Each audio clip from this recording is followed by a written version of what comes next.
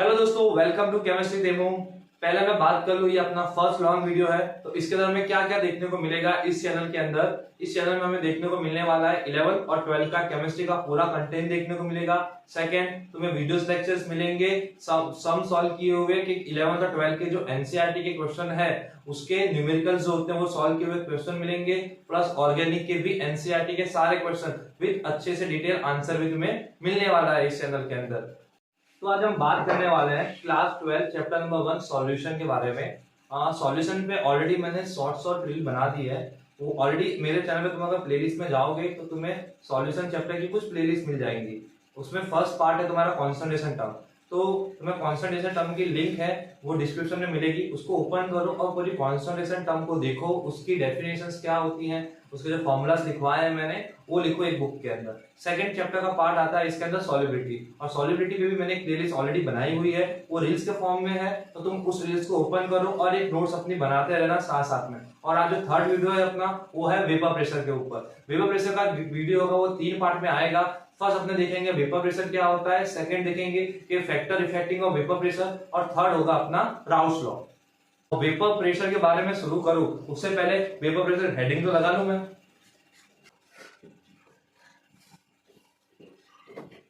Vapour pressure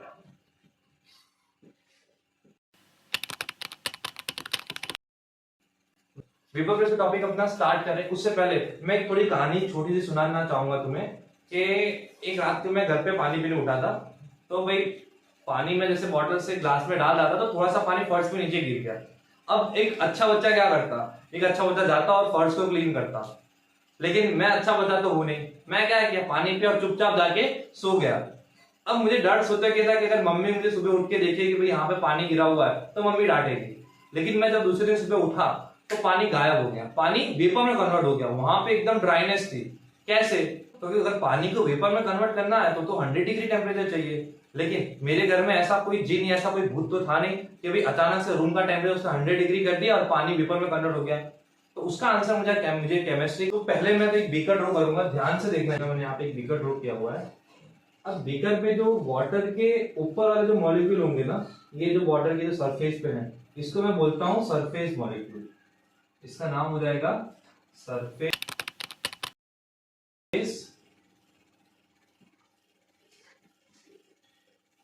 molecule. Second, अब उसके जो नीचे वाले मॉलिक्यूल होते हैं उनको मैं बोल रहा होता हूँ बल्क मॉलिक्यूल, इनको मैं बोलूंगा बल्क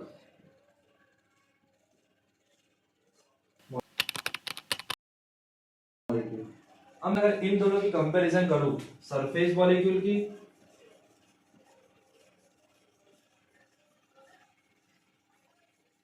और बल्क मॉलिक्यूल की,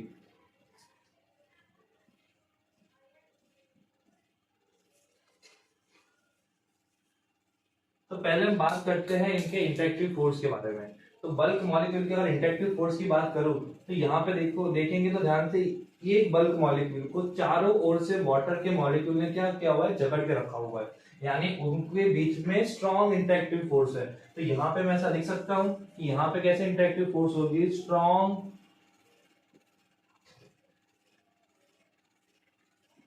इंटरेक्टिव फोर्स।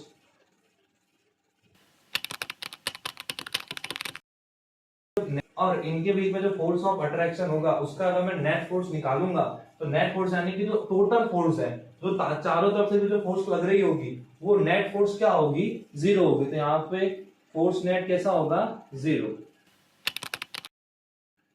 सेकेंड, अब हम बात करें सरफेस मॉलिक्यूल के बारे में, तो सरफेस मॉलिक्यूल में कहां से इंटरेक्टिव फोर्स लगी होगी, एक तो इसके आजू बाजू के मॉलिक्यूल में से और एक नीचे वाले मॉलिक्यूल में से इंटरेक्टिव फोर्स लगी होगी। बट अगर तुम ध्यान से लिखोगे तो यहाँ पे ऊपर एक भी मॉलिक्यूल नहीं है जो इसको इंटरेक्टिव फोर्स से जकड़ के रख सके, यानी यहाँ पे उतनी स्ट्रॉन्ग इंटरेक्टिव फोर्स नहीं लग रही है जितनी बल्क मॉलिक्यूल में लग रही है। तो यहाँ पे मैं ऐसा लिख दूं लेसर, या तो फिर अपने लिखे इससे अच्छा बेटर वर्ड हो वीकर इंटरेक्टिव फोर्स, वीकर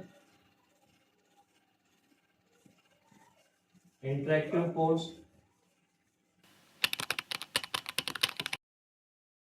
अब इनकी नेट फोर्स की बात करूं, अब मैं सरफेस मॉलिक्यूल की बात करूं तो यहाँ पे वीकर इंटरेक्टिव फोर्स होती है यहाँ पे एक डायरेक्शन में इंटेक्टिव फोर्स नहीं लग रही है, तो यहाँ पे जो नेट फोर्स होता है वो नेट फोर्स मेरा 0 नहीं होगा। वहां पे उसके पास कुछ एक्स्ट्रा एनर्जी होगी और मेरा जो सरफेस मॉलिक्यूल है वो कहां से आया होगा, वो नीचे से तो मूव करके ऊपर आया होगा, तो उसके पास एक और एनर्जी होती है जो मैं बोलता हूँ काइनेटिक एनर्जी। तो सरफेस मॉलिक्यूल के पास क्या एक एक्स्ट्रा एनर्जी है, और कोई भी मॉलिक्यूल क्या ट्राई करेगा, अपनी एनर्जी को लूज करके कहां पाने का ट्राई करता है, लोअर एनर्जी के अंदर। तो ये जो लिक्विड होगा मेरा वाटर का जो सरफेस मॉलिक्यूल है वो क्या करेंगे, उस एनर्जी को लूज करेंगे और किसमें कन्वर्ट हो जाएंगे, गैस के अंदर कन्वर्ट हो जाएंगे, यानी कि वेपर में कन्वर्ट हो गए। अब वेपर में कन्वर्ट होना यानी ये टर्म को मैं बोलूंगा इवोपरेशन, यानी जो सरफेस के मॉलिक्यूल धीमे धीमे किसमें जा रहे हैं, वेपर के अंदर जा रहे हैं।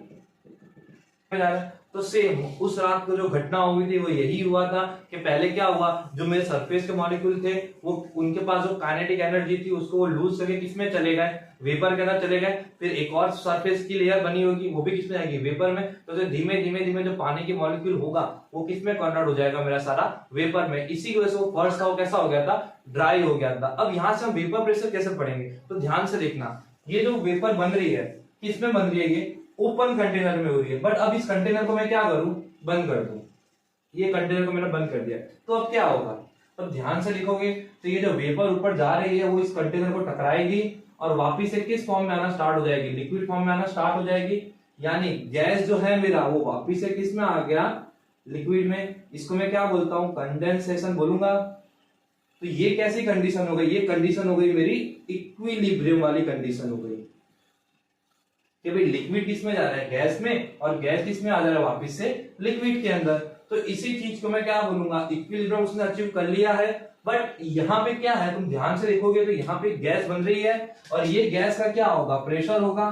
तो इसी प्रेशर को मैं बोलता हूं वेपर प्रेशर, कि भाई जो गैस के नाते जो प्रेशर जनरेट होगा मेरे सिस्टम के अंदर उसी को मैं बोलूंगा वेपर प्रेशर। हाँ, वेपर प्रेशर होने के लिए एक कंडीशन होना बहुत जरूरी है, तुम्हारी सिस्टम कैसी होनी चाहिए, क्लोज सिस्टम होनी चाहिए। जो मेरा कंटेनर होगा कैसा होगा, क्लोज होगा। क्यों, क्योंकि यहाँ पे क्या अचीव हो रहा है, इक्विलिब्रियम, और इक्विलिब्रियम हमेशा क्लोज कंटेनर में ही अचीव होता है। अगर ओपन कंटेनर होगा तो इक्विलिब्रियम अचीव नहीं होगा, वहां पे वेपर प्रेशर नहीं बनेगी।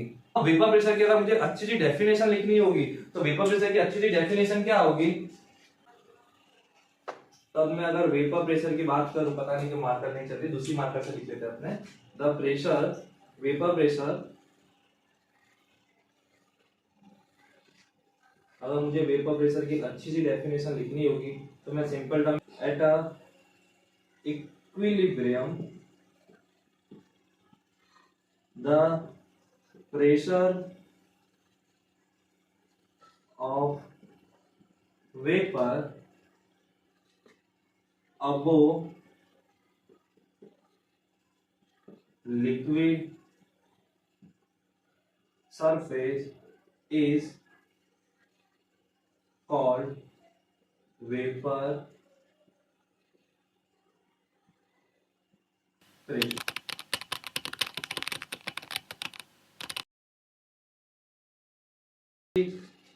अगर मैं इसके सिंपल डेफिनेशन की बात करूं तो क्या होगा, at equilibrium the pressure of vapour above the liquid surface is called to vapour pressure. यानी इस कंटेनर पे जो वेपर का प्रेशर होगा उसको मैं क्या बोलूंगा, वेपर प्रेशर। अब नेक्स्ट वीडियो में हम बात करने वाले हैं कि भाई इस वेपर प्रेशर पे कौन कौन से फैक्टर इफेक्ट करेंगे।